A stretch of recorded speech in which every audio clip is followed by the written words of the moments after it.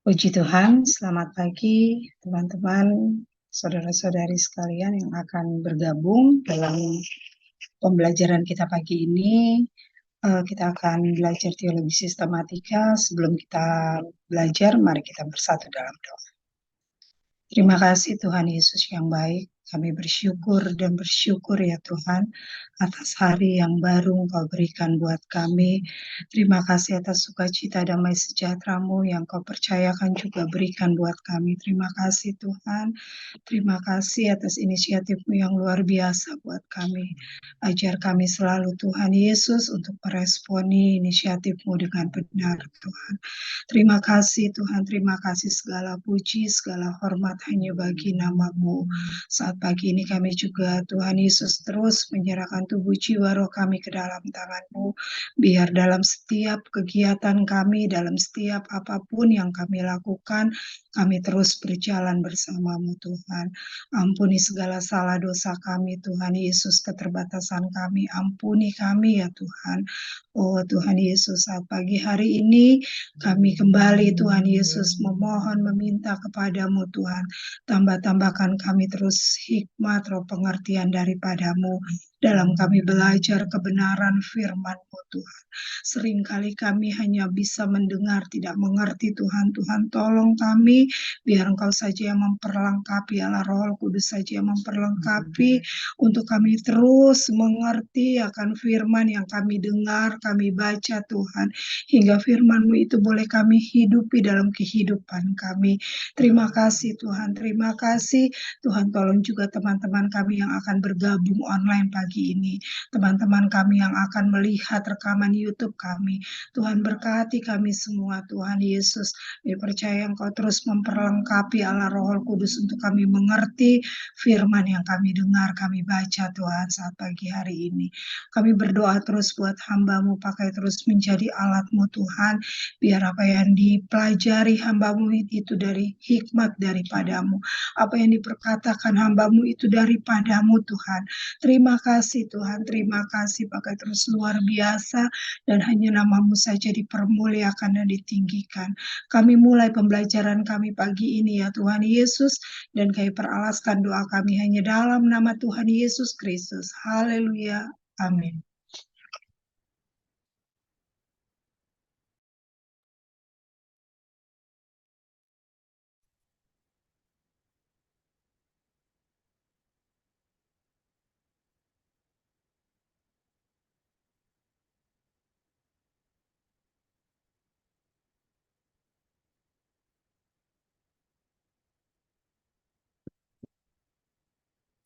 Puji Tuhan, kembali kita belajar firman Tuhan. Kita memasuki bagian ketiga dari pembahasan kita tentang dosa.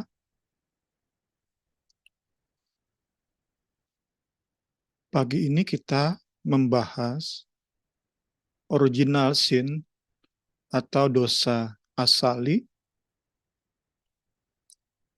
Pembahasan dosa asali ini kita bagi menjadi dua berdasarkan buku referensi utama kita. Pagi ini kita akan lihat dari sisi analisa Alkitabiah. Jumat depan dari sisi analisa teologis. Pagi ini kita diajak oleh buku kita ini untuk mendaftarkan beberapa hal, poin-poin kebenaran, parameter yang perlu dipertimbangkan dalam merumuskan dosa asali secara teologis. Yang akan kita lihat, kita bahas Jumat depan. Perumusan dosa asali secara teologis akan kita lihat Jumat depan. Pagi ini kita melihat apa saja yang Alkitab katakan tentang dosa asali. Kita daftarkan dan tentu kita akan Jumat depan melihat beberapa macam rumusan, meski para teolog mayoritas menyetujui mengajarkan pemahaman federalisme untuk menjawab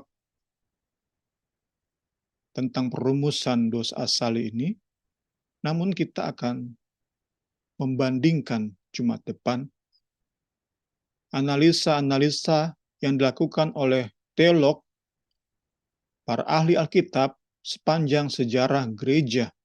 Apa saja kita akan lihat Jumat depan. Pagi ini kita lihat parameter yang perlu dipertimbangkan dalam rumusan dosa asali.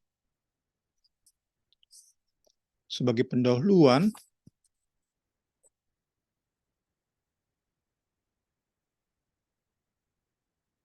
konsep dosa asali dirumuskan pada prinsipnya untuk menjawab pertanyaan berikut. Mengapa, bagaimana, sejauh mana dosa asali, dosa dari Adam, dosa satu orang yang bernama Adam, itu mencemari semua manusia. Mau kita katakan miliaran, ratusan miliar, ribuan miliar, hanya karena dosa satu orang, dosa Adam mencemari semua manusia. Mengapa, bagaimana, sejauh mana dosa Adam mencemari semua manusia? Tentu pertanyaan yang segera muncul di pikiran sederhana kita ini, mengapa hanya oleh karena Adam, semua manusia harus ikut tercemar dosa?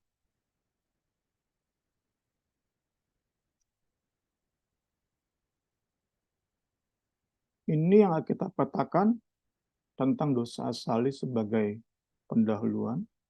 Sebab itu, sama seperti dosa telah masuk ke dalam dunia oleh satu orang, dan oleh dosa itu juga maut masuk ke dalam dunia.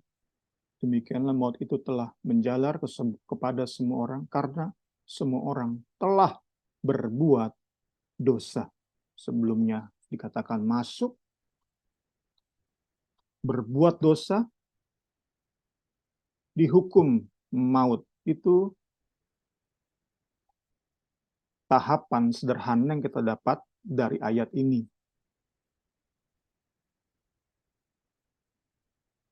Manusia tercemar dosa, menjadi pelaku dosa, dan menerima hukuman dosa. Mengapa? Hanya karena satu orang. Semua ini harus terjadi.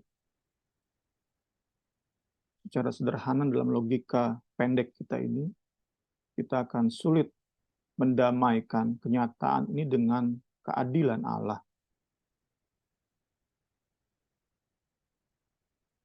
Kita bisa saja segera menolak, tetapi ini dinyatakan oleh Alkitab. Nggak bisa kita tolak.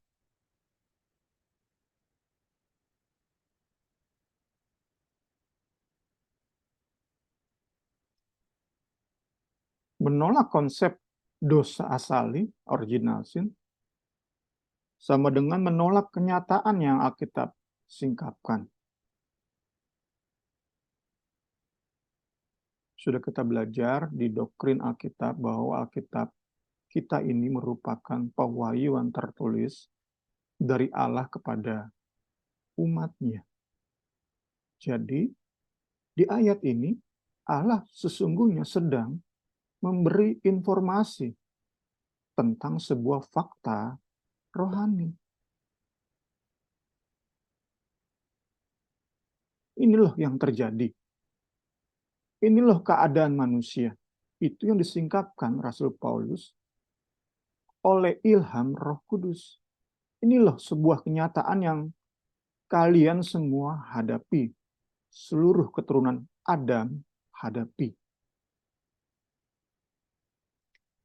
Kalau saya bisa beri ilustrasi,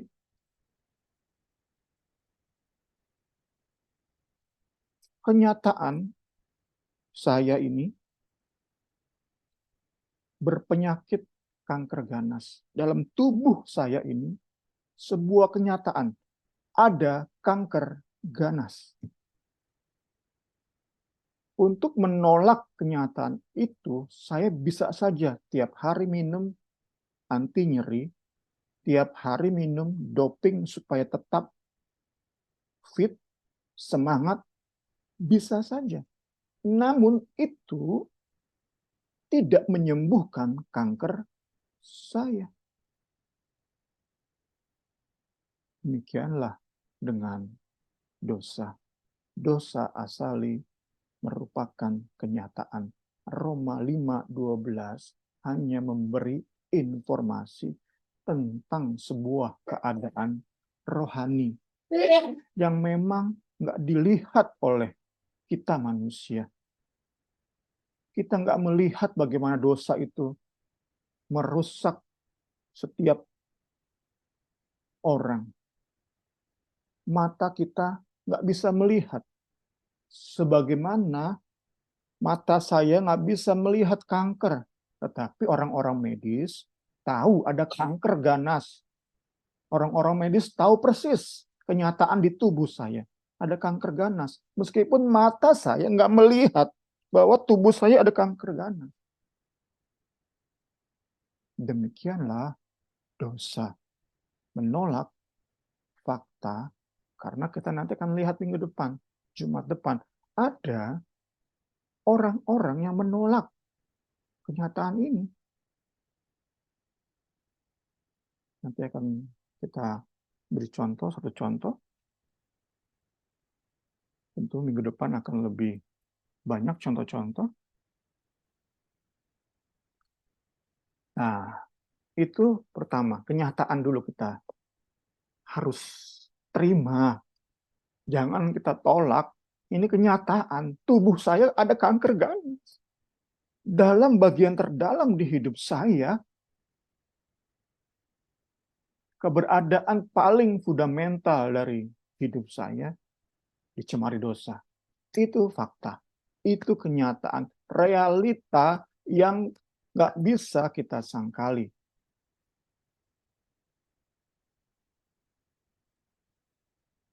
Itu pertama, baru dalam menjawab, kok kenyataan ini harus ada sih? Kenapa ini harus terjadi? Para teolog dalam sepanjang sejarah gereja menjelaskan bagaimana dosa itu tertular kepada umat manusia. Bagaimana dosa satu orang itu di taman tersebut tertular kepada seluruh isi dunia. Bagaimana transmisinya? Bagaimana tersebarnya? Bagaimana tertularnya kita ini? Kalau virus AIDS tertular lewat saliva, ludah, lewat darah, hubungan seks. Kalau virus SARS, COVID-19, tertular lewat udara. Bagaimana dosa Adam tertular kepada semua manusia? Para teolog daftarkan ayat-ayat Alkitab secara komprehensif menyeluruh supaya rumusan dosa asali nggak salah, nggak menyesatkan. Kemudian, tentu setelah transmisi, bagaimana tertular, kedua yang perlu dijawab oleh para teolog adalah sebagaimana jauh dosa itu merusak seseorang. Sebagaimana saya beri contoh, virus AIDS, virus COVID-19 itu merusak seseorang. Sebagaimana jauh. Tentu virus COVID-19 nggak separah virus AIDS. Ada tahapan-tahapan. Sejauh mana, separah apa dosa Adam mempengaruhi setiap manusia, umat manusia. Jadi, kita jawab 3 pertanyaan. Pertama, mengapa? Kedua, bagaimana caranya? Ketiga, sejauh mana? Nah, tentu dalam merumuskan dosa asali, teolog nggak bisa sembarangan. Sembarangan pasti hasilnya menyesatkan. Nggak bisa comot 1, 2, 3 ayat langsung dirumuskan. Dosa asali terjadi karena ini. Dosa asali tersebar seperti ini. Dosa asali merusak seperti ini tingkatannya. Nggak bisa seperti itu. Harus komprehensif. Nah, pagi ini kita lihat komprehensif tersebut. Data-data, parameter yang Alkitab berikan supaya para teolog nggak salah dalam merumuskan dosa asali, original sin. Contoh sederhana di bagian awal. Contoh yang salah. Ada sebagian pihak mengajarkan bahwa dosa asali itu transmisinya, tertularnya secara jasmani. Sesederhana seorang ibu punya dosa, mengandung baby tersebut langsung berdosa. Sesederhana itu. Kalau itu yang benar, maka Yesus lahir dengan kondisi berdosa. Sedangkan Alkitab bagian lain mengajarkan Yesus terlahir tanpa dosa. Karena itu kita bisa segera tahu, oh perumusan tersebut nggak mencakup Alkitab secara keseluruhan, secara komprehensif. Ya, kita mulai melihat parameter dosa asali yang Alkitab daftarkan.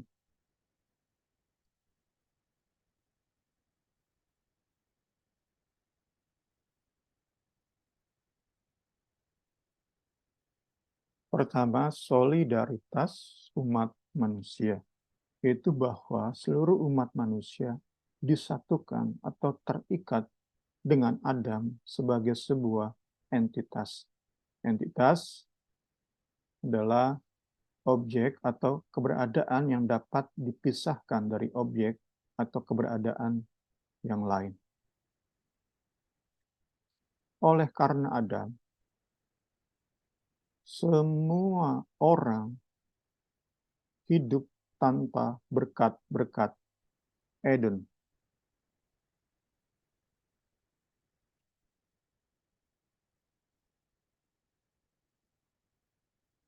Roma 5 dan 1 Korintus 15 itu merupakan ayat-ayat yang kita akan kembali lagi dalam membahas dosa asali.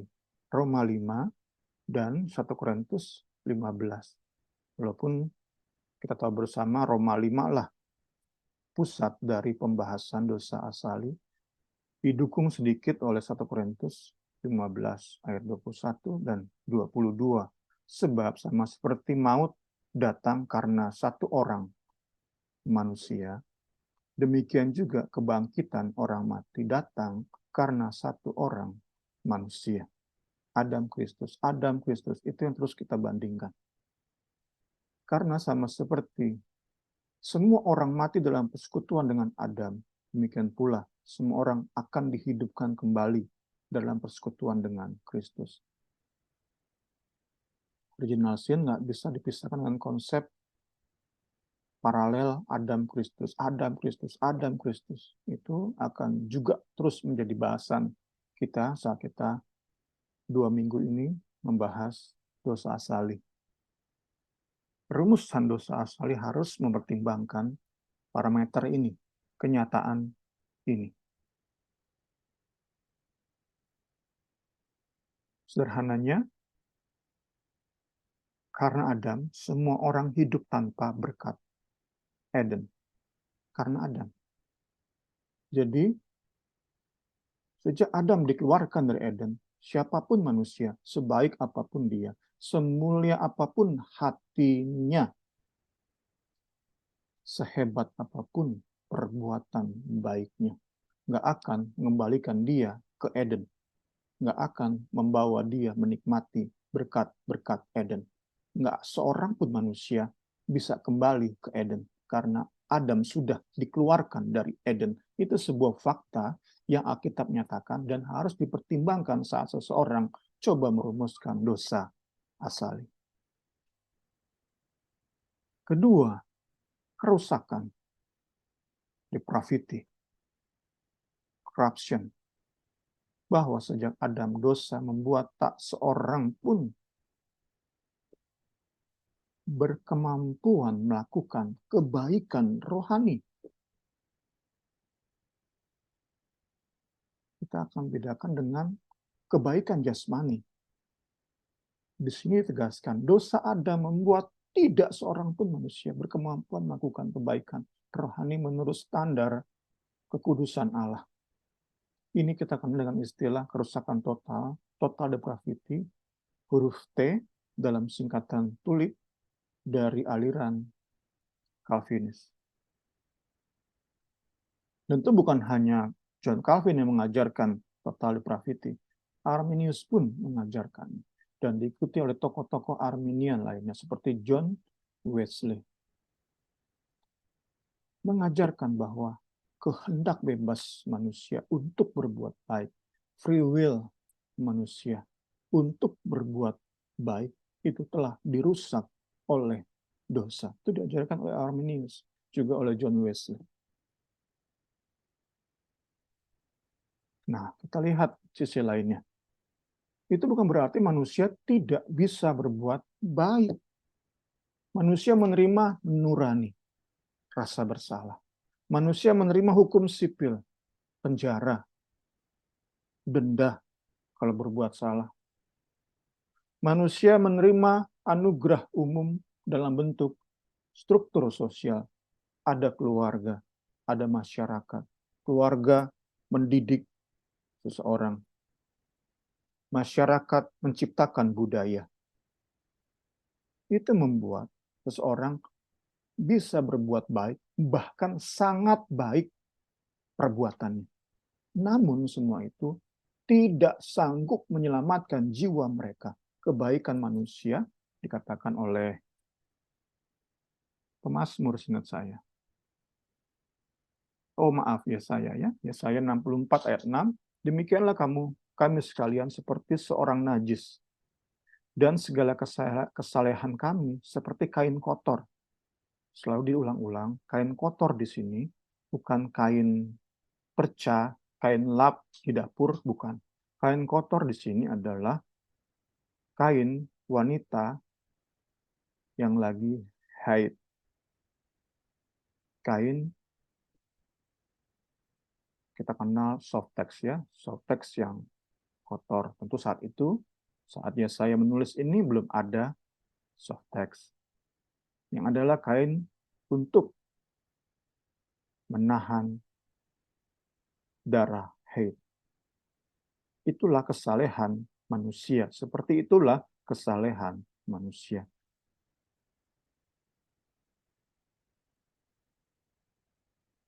Jadi sebaik apapun, sesaleh apapun seseorang, tetap di hadapan Allah seperti kain kotor. Nggak akan bisa menyelamatkan jiwa mereka.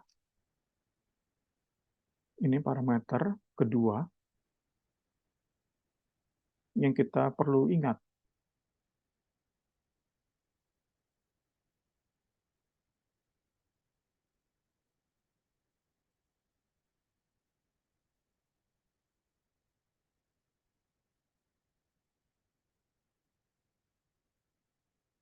Kondisi ini, kerusakan total, dinyatakan, diajarkan, dijelaskan, ditegaskan oleh Alkitab bahwa dosa telah merusak realitas paling mendasar dari manusia.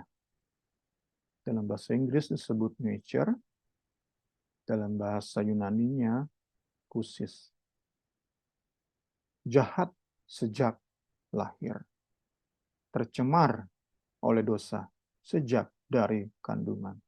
Itu berarti dari 0 bulan sampai kita mati, nggak ada rentang umur di mana kita bersih dari dosa. Sekali lagi, itu berarti dari 0 bulan di kandungan mama kita, sampai nanti kita menghembuskan nafas terakhir. Nggak ada rentang umur, sebulan, 2 bulan, sehari, 2 hari, setahun, 2 tahun, di mana kita tidak tercemar dosa. Ini ayatnya tentang nature, physis, Efesus 2 ayat 3. Sebenarnya dahulu kami semua juga terhitung di antara mereka. Ketika kami hidup di dalam hawa nafsu daging dan menuruti kehendak daging dan pikiran kami yang jahat. Pada dasarnya, ini dia muncul kata by nature, nature itu physis, pada realitas paling mendasar dari hidup kita adalah orang-orang yang harus dimurkai, sama seperti mereka yang lain. Children of wrath. Anak-anak yang pantas dimurkai. Kemudian, Mazmur 51 ayat 7. Sesungguhnya aku jahat sejak dilahirkan, dan kena dosa sejak dari kandungan. Nah, jadi, meski Kristus membandingkan anak-anak dengan kerendahan hati dan kepolosan, namun Alkitab nggak pernah mengajarkan bahwa anak-anak itu tidak berdosa. Sekali lagi, meski Kristus membandingkan, menggunakan anak-anak sebagai lambang dari kerendahan hati dan kepolosan, innocence. Namun, Alkitab tidak pernah mengajarkan bahwa anak-anak tidak berdosa. Bahkan, Alkitab katakan ada anak yang kerasukan setan. Ini ayat yang mendukung bahwa Yesus menggunakan anak-anak sebagai contoh dari kebaikan, ketulusan, innocence. Pada waktu itu juga bergembiralah Yesus dalam Roh Kudus dan berkata, aku bersyukur kepadamu Bapa, Tuhan langit dan bumi, karena semuanya itu Engkau sembunyikan bagi orang bijak dan orang pandai, tetapi Engkau nyatakan kepada orang kecil. Ya Bapa, itulah yang berkenan kepadamu. Orang kecil tentu bicara kepada anak-anak. Tapi di sisi lain, Alkitab sama, Injil pun menegaskan, menjelaskan. Maka datanglah seorang perempuan Kanaan dari daerah itu dan berseru, kasihanilah aku ya Tuhan anak Daud, karena anakku perempuan kerasukan setan dan sangat menderita. Jadi, lagi tegaskan, meski Tuhan Yesus pakai anak-anak sebagai lambang dari kepolosan, innocence, ketidakbersalahan, namun Alkitab tidak pernah mengajarkan bahwa anak-anak itu tidak berdosa. Ya, sudah setengah 9, diskusi dulu. Sebelum masuk ke bagian lainnya, silakan Ibu Rini pimpin diskusi. Pagi Niar, mungkin ada mau bertanya atau tambahan tentang dosa asali pagi ini?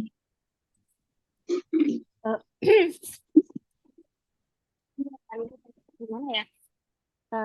Disayangkan banget ya kayak dampak dari dosa Adam itu ke seluruh manusia gitu. Apa sih? Padahal kita kan kalau di Alkitab juga dibilang kan Tuhan itu membentuk kita itu dengan sungguh ajaib, dahsyat, bahkan dituliskan kejadianku dahsyat dan ajaib gitu. Nah, terus pernah ditulis juga di Alkitab itu kayak apa ya? Saya tuh nggak tahu tuh khusus Nabi Yeremia aja atau apa sih namanya untuk seluruh manusia gitu. Kalau baca di Yeremia pasal 1 itu, yang aku telah mengenal engkau, dan sebelum engkau keluar dari kandungan, aku telah menguduskan engkau, gitu. Jadi ya kayaknya buat Nabi Yeremia aja deh. Tapi ya memang itu aja sih Kak. Jadi gimana ya? Eh, sorry Kak. Eh, Iya, Kejadian kita itu ya itu aku bisa paham sih kayak dosa Adam tuh impactnya walaupun Tuhan itu udah menjadikan kita itu luar biasa sekali gitu. benar nih ya. Itu aja. Oke, makasih ya Niar. Iya Kak.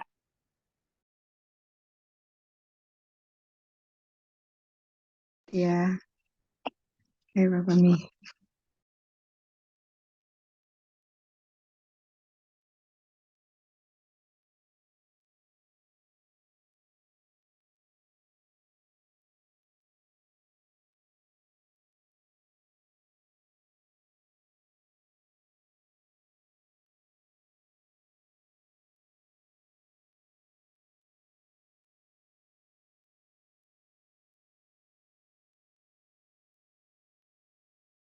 Sebelum masuk ke poin ketiga, saya ingin share sedikit hasil baca-baca di Twitter, media sosial Twitter. Ada aliran Pelagian, ada tentu pengikutnya, pendukungnya, menganggap dosa asali itu mitos, nggak ada. Mengapa demikian? Karena bagi mereka dosa asali itu melemahkan semangat. Kalau saya baca di Twitter, seorang pendeta pendukung Pelagian anggap Yesaya 46 tadi, bahwa kebenaran manusia itu bagaikan kain kotor, itu melemahkan, itu meruntuhkan semangat. Itu kata-kata negatif, bukan positif. Membuat manusia minder, kehilangan semangat. Jadi kita bisa anggap, seperti tadi saya contohkan, saya kena kanker, maka saat ada orang bilang, kanker dalam tubuh kamu ganas. Dia sedang bicara sebuah fakta. Misalnya istri saya bilang, kanker dalam tubuhmu ganas. Dia bicara sebuah fakta. Bagaimana tanggapan saya? Bersyukur, minder,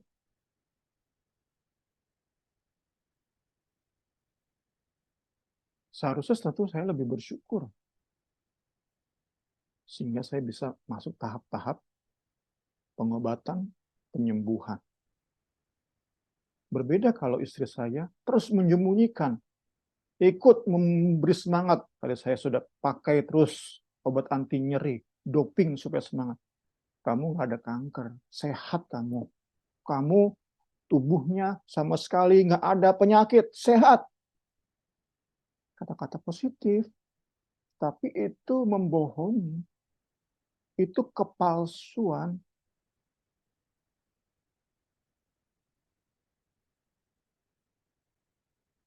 Saya baca tadi di Twitter, salah satu ayat yang menjadi andalan mereka adalah Kejadian 4 ayat 7.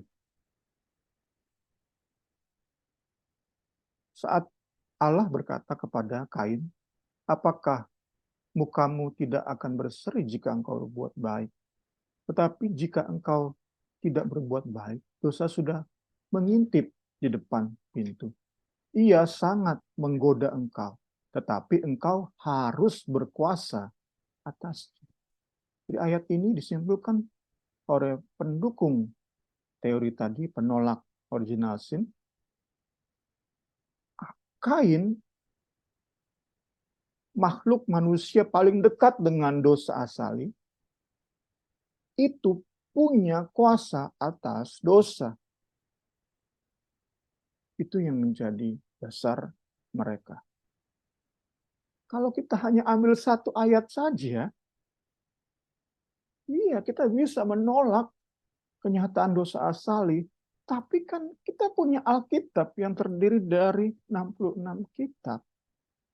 Ini semua harus kita jadikan parameter yang nggak saling tabrak satu sama lain. Harus dirangkum semua untuk merumuskan dosa asali. Kalau hanya berdasarkan satu ayat, pilih ayat, kita jadikan alasan buat sebuah pengajaran, kacaulah kekristenan. Ini yang dibawa oleh pendeta tersebut. Ini contoh dari kesalahan dalam merumuskan dosa asali. Oke, kita masuk ke bagian ketiga. Keberdosaan seluruh umat manusia.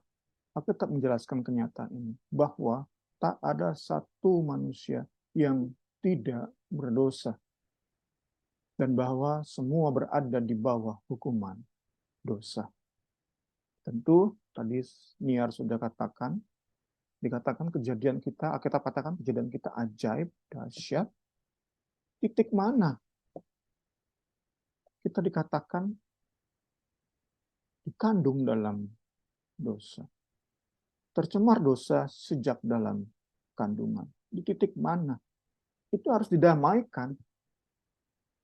Para teolog sepanjang sejarah belajar dan belajar untuk mendamaikan hal-hal seperti ini. Supaya Alkitab kita tidak merupakan kontradiksi. Itu kita belajar sama-sama. Tuhan Yesus tolong kita semua di dalam ketergantungan kita pada Allah Roh Kudus. Tentu minggu depan akan lebih kita lihat beberapa teori, rumusan. Pagi ini kita masih tetap dalam mendaftarkan parameter-parameter supaya kita pun paham proses menuju rumusan yang paling ideal.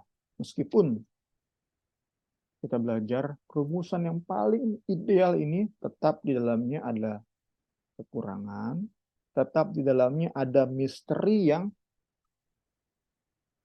kita nggak bisa tahu kenapa seperti ini. Itu yang paling ideal, yang dianut oleh mayoritas teolog. Rumusan federalisme. Itu paling ideal. Tetapi tetap, pertama, tetap ada kekurangan. Kedua, ada bagian-bagian yang tetap merupakan misteri ilahi.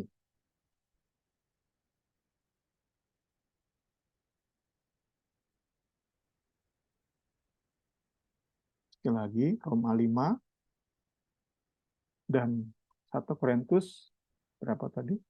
15. Roma 5, 18-19. Sebab itu sama seperti oleh satu pelanggaran, semua orang beroleh penghukuman. Demikian pula oleh satu perbuatan kebenaran, semua orang beroleh pembenaran untuk hidup. Jadi, sama seperti oleh ketidaktaatan satu orang, semua orang telah menjadi orang berdosa. Demikian pula oleh ketaatan satu orang, semua orang menjadi orang benar. Karena itu kita bisa lihat ayat-ayat yang Paulus tulis, itu jelas-jelas membandingkan antara Adam dan Kristus.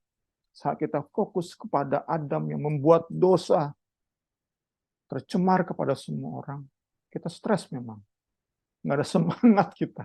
Tapi saat kita lihat Kristus dan karya salibnya, ada jawaban. Ada semangat. Puji Tuhan, ada pengharapan. Nggak akan putus asa, kita nggak akan pesimis, kita nggak akan patah arang kita. Tuhan Yesus tolong dan tolong kita. Masih berhubungan dengan ayat-ayat ini, masuk ke poin keempat. Seluruh umat manusia pantas menerima hukuman dosa.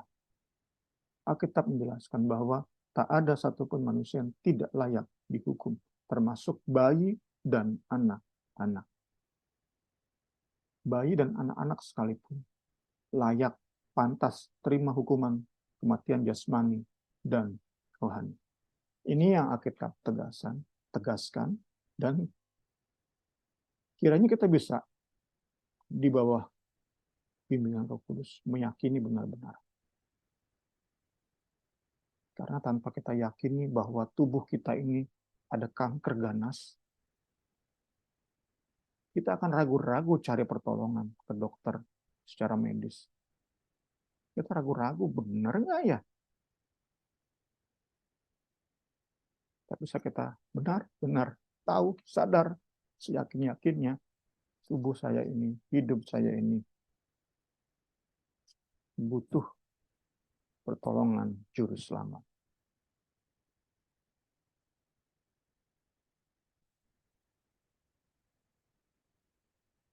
Ayat berikut cukup apa ya ini ya? Seram. Kalau dibuat film ini seram sekali. Tetapi ayat ini mengindikasikan bahwa bahkan bayi dan anak-anak itu pantas layak dihukum. Hai putri Babel yang suka melakukan kekerasan, berbahagialah orang yang membalas perbuatanmu kepadamu. Membalas kepadamu perbuatan-perbuatan yang kau lakukan kepada kami. Berbahagialah orang yang menangkap dan memecahkan anak-anakmu pada bukit batu. Sekali lagi ayat ini seram, horor, violence, mengandung kekerasan. Namun ayat ini digunakan oleh buku referensi kita untuk memberikan indikasi bahwa anak-anak, bahkan bayi pun pantas, layak, terima hukuman. Sekali lagi saat kita lihat kenyataan ini,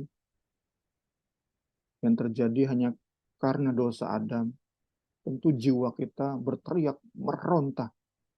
Nggak adil.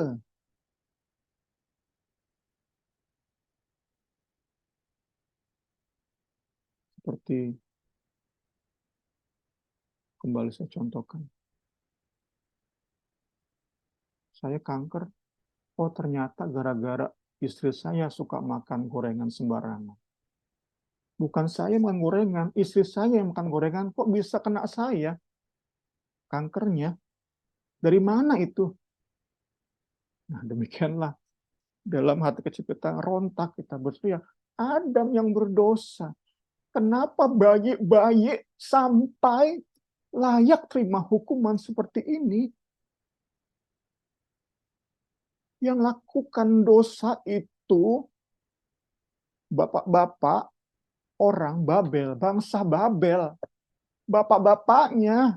Kenapa bayi-bayi, anak-anak harus dipecahkan? Ini ketidakadilan yang menurut logika kita.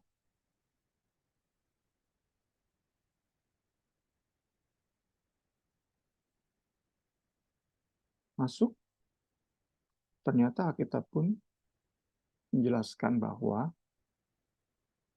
meskipun bayi anak-anak layak pantas dihukum maut jasmani dan rohani, namun para teolog yakini bahwa mereka tidak benar-benar dihukum di neraka.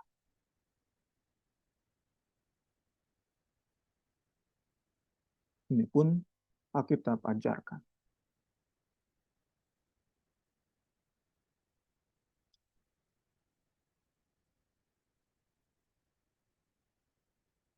Beberapa mekanisme diajukan sepanjang sejarah gereja. Calvinis mengajukan teori pemilihan tak bersyarat, unconditional election. Sejak dari kandungan sudah dipilih. Bahkan ada lagu sebelum dunia dibentuk, Kau telah memilihku. Sebelum ada pilihan sudah ditetapkan. Sehingga si bayi yang dipilih tersebut, meskipun dia bawa dosa Adam, masuk surga. Itu Calvinis. Kalau aliran sakramentalisme, saat bayi dibaptis, dia masuk surga. Kemudian, tentang pengetahuan Allah, bagaimana si bayi akan menjalani hidup jika ia hidup. Kita sudah belajar ini di atribut Allah. Dia tahu apa yang akan terjadi meskipun itu nggak terjadi. Allah kita maha taunya seperti itu.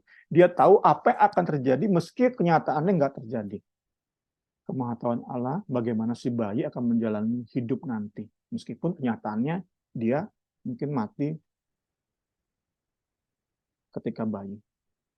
Kemudian mekanisme yang diajukan berikutnya adalah anugerah khusus bagi anak-anak dan lain-lain.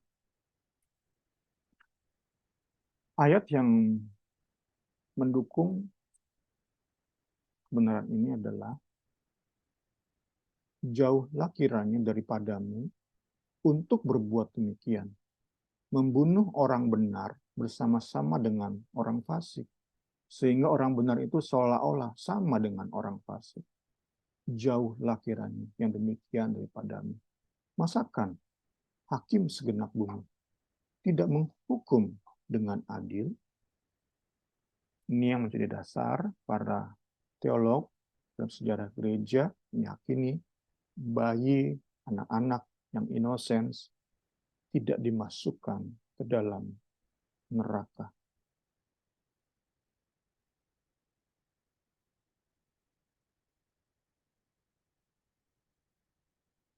Atau lebih amannya, tidak semua bayi dimasukkan ke dalam neraka.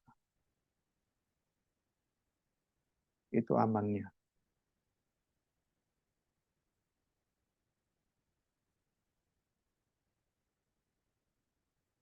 Keenam, sekali lagi ditegaskan kondisi paralel antara Adam dan Kristus.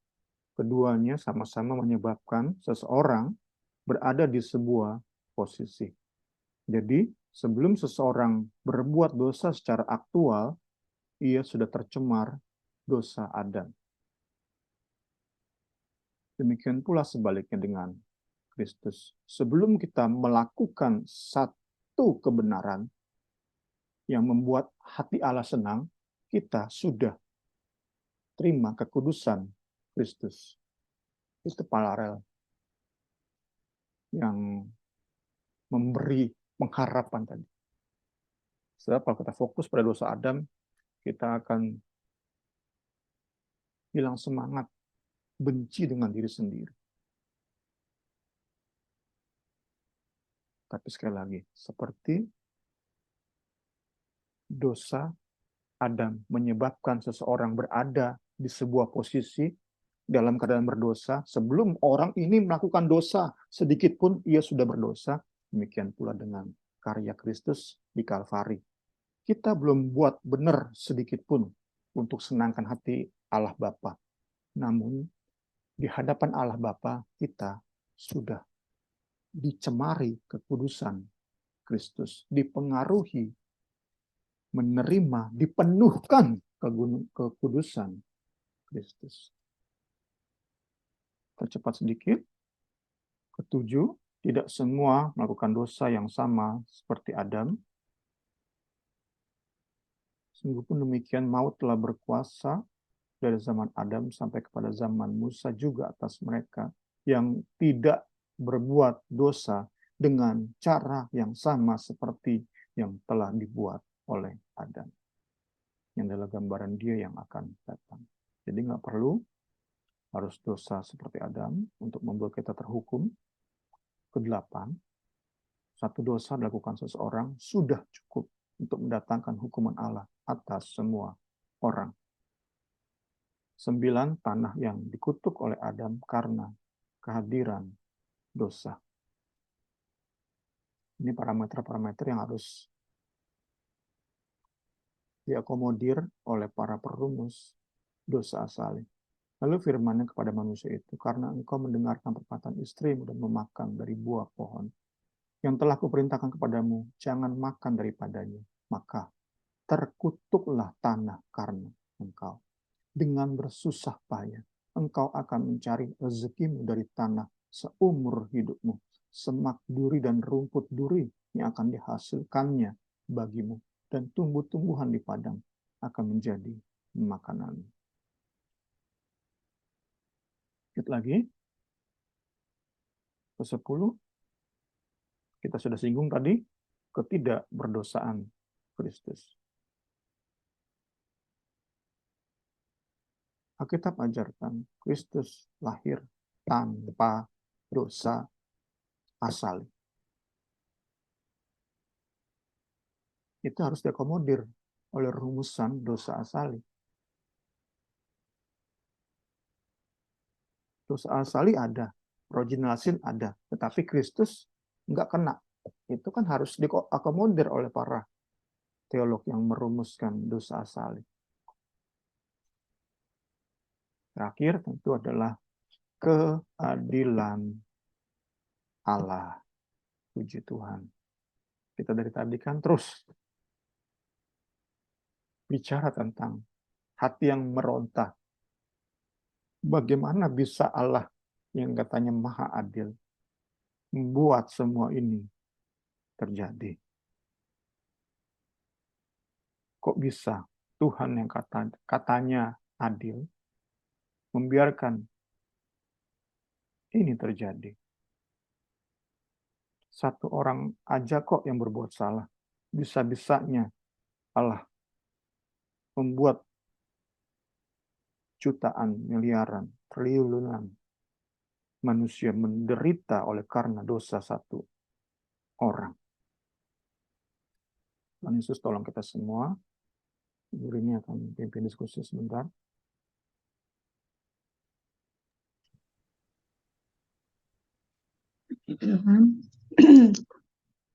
Ya, ada yang mau ditanyakan lagi atau menambahkan? Enggak, Kak. Udah cukup. Oh, tapi ini maksudnya keadilan Allah itu gimana ya, Bung ya? Tadi kayaknya terakhir kurang jelas sedikit. Oke, bentar ya.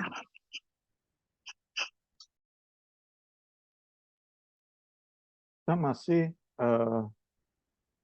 tahap mendaftarkan parameter yang dinyatakan oleh Alkitab. Alkitab menyatakan bahwa Allah kita adil. Nah, saat Jumat depan kita merumuskan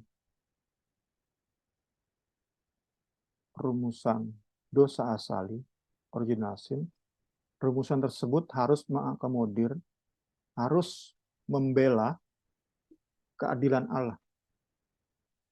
Nggak bisa dirumuskan sesuatu tentang dosa asali yang membuat Allah jadi pihak yang bersalah. Kita sudah belajar tentang beginning of sin, awal mula dosa. Allah tidak bisa bersalah. Dia bagaikan gunung batu yang melindungi kita. Keadilannya nggak mungkin dia ingkari. Itu sudah dinyatakan oleh Alkitab. Jadi saat seorang teolog membuat teori dosa asali tetapi tidak menyertakan parameter keadilan Allah, dia sedang membuat Allah sebagai pihak yang bersalah. Karena itu tadi kita sudah masukkan ke poin ke-11, parameter ke-11, bahwa dalam merumuskan dosa asali, keadilan Allah harus diikut sertakan. Gitu, Niar. Bisa, Niar? Ya, makasih, Bung. Niar, sudah jelas ya? Sudah, Kak. Oke, nanti Niar yang tutup dalam doa ya. Baik, Kak. Nah, mari kita berdoa. Tuhan Yesus, kami berterima kasih ya Tuhan. Kami percaya firman yang datang pada kami ya Tuhan Yesus. Tanpa ya Tuhan, semua itu hanya untuk menunjukkan kemuliaan-Mu ya Tuhan Yesus. Ya Tuhan Yesus, menyadari ya Tuhan Yesus, kami, sifat kami manusia penuh dengan dosa ya Tuhan Yesus. Tuhan Yesus, kami adalah manusia yang berdosa, yang tidak berarti apa-apa ya Tuhan Yesus Kristus. Ya Tuhan, bahwasanya Engkau setia, Engkau mengasihi kami, Engkau Allah yang Engkau yang membawa kami dari dosa kami ya Tuhan Yesus menuju kepada kemuliaan Tuhan Yesus. Terus bekerja dalam hidup kami, mengkuduskan kami hari demi hari. Terima kasih Tuhan, terima kasih kiranya Tuhan yang terus ada dengan kami untuk terus ya Tuhan Yesus mau mencari Tuhan Yesus, untuk mau terputus, untuk mau ya Tuhan Yesus menyadari betapa banyaknya kesalahan kami setiap hari ya Tuhan. Terima kasih ya Tuhan, terima kasih untuk pagi ini ya Tuhan Yesus, kiranya Tuhan yang terus juga ya Tuhan untuk memberikan Tuhan Yesus kekuatan bagi Bung Semi ya Tuhan Yesus, memberikan firman-Mu yang terbaik bagi anak-anak-Mu ya Tuhan Yesus. Kami Tuhan Yesus hari demi hari ya Tuhan Yesus tentang kebaikan-Mu, kemuliaan kami semua itu biar kami boleh terpancar sangat dalam hidup kami ya Tuhan Yesus. Terima kasih. Yesus hidup ya Tuhan dalam perkenanan-Mu, hidup ya Tuhan Yesus bermakna sejalan dengan seturut kehendak-Mu ya Tuhan Yesus. Haleluya. Berdoa untuk setiap dari kami yang mau mendengarkan video ini ya Tuhan Yesus, Tuhan juga jamah. Sadarkan kami ya Tuhan Yesus, hati-hati yang sombong, hati yang mengeras ya Tuhan Yesus. Ini ya Tuhan Yesus, sadarkanlah kami bahwa kami tidak berarti apa-apa ya Tuhan Yesus tanpa kemurahan-Mu ya Tuhan Yesus, tanpa kebaikan dan karya salib Tuhan. Terima kasih ya Tuhan, Tuhan kembalikan kami minggu-minggu seterusnya ya Tuhan Yesus, Tuhan yang beracara terus ya Tuhan, Tuhan yang urapi ya Tuhan Yesus, Tuhan yang berkati setiap ibadah kami ya Tuhan Yesus. Dan kami percaya dalam setiap ibadah, dalam setiap pembelajaran kami, Yesus, Tuhan saja dipermuliakan. Terima kasih ya Tuhan, kami percaya damai sejahtera melampaui akal pikiran menjadi bagian di hari ini sampai seterusnya Tuhan Yesus. Doa kami bersyukur dalam nama Tuhan Yesus Kristus. Haleluya. Amin.